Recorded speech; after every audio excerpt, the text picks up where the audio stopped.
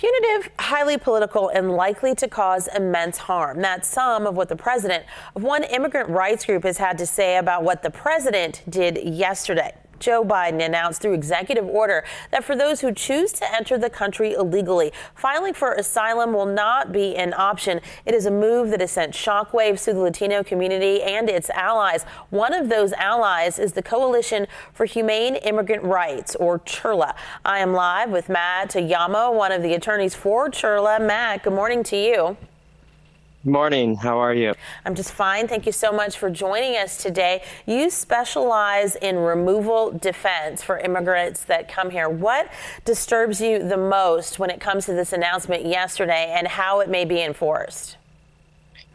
Right. Well, being an election year, it is definitely inherently a political move, and not unlike ones that we've seen from other administrations in the past, such as Trump with the Muslim ban right when he took office. And, so these presidential administrations tend to do these type of executive orders and proclamations, in important times.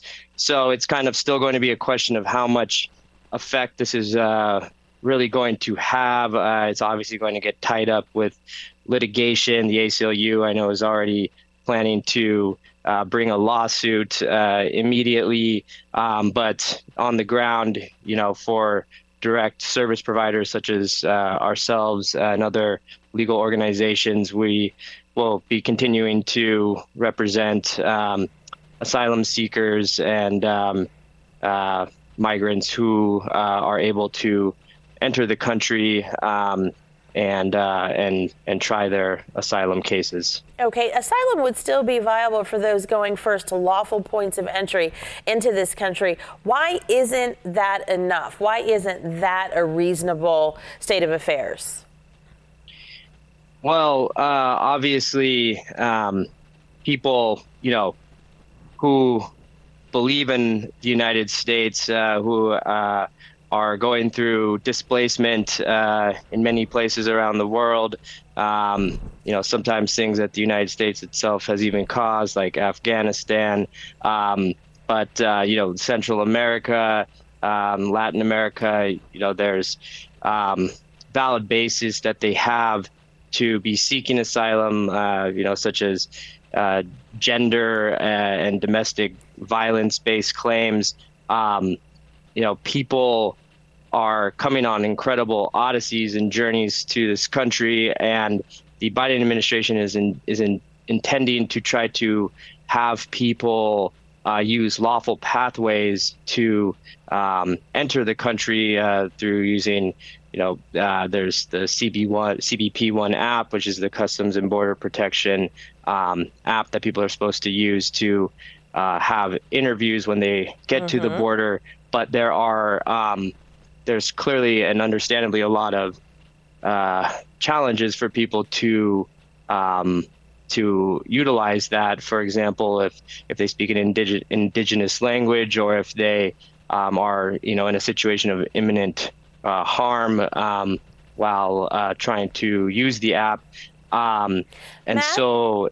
Yes. Before we run out of time, I just want to ask, there are a lot of people who are going to say, if you want to come into the country, you need to be following this country's laws. And they're fine with immigration, but they just really want people to be following the law. Why does that not jive with the situation as you see it with people that are fleeing some of these terrible situations in Venezuela or other places that are experiencing extreme violence?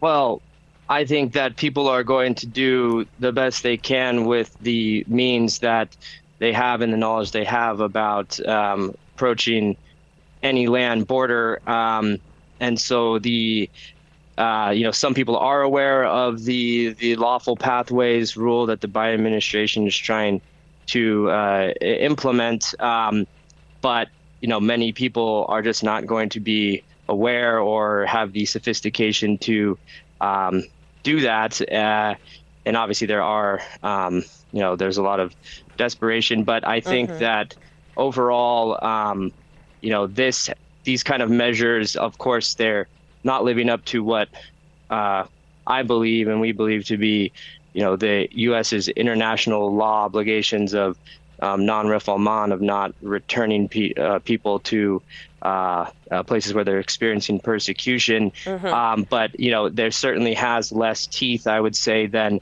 some of Trump-era policies, for example, like Remain in Mexico, right, where they have to just stay indefinitely, or, under the coronavirus-era public health measures. So. Got it.